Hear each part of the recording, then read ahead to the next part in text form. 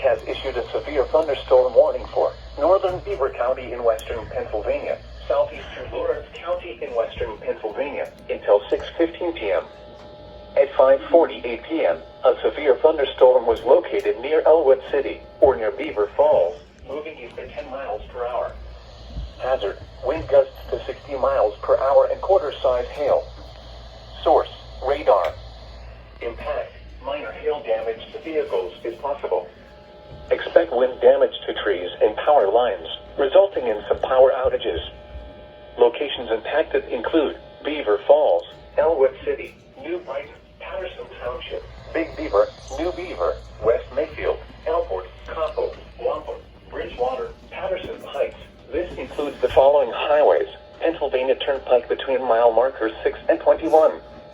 Interstate 376 in Pennsylvania between mile markers 31 and 33. Move to an interior room on the lowest floor of a building. Please report severe weather by calling 412-262-1988, posting to the National Weather Service Pittsburgh Facebook page, or using Twitter at NWS Pittsburgh.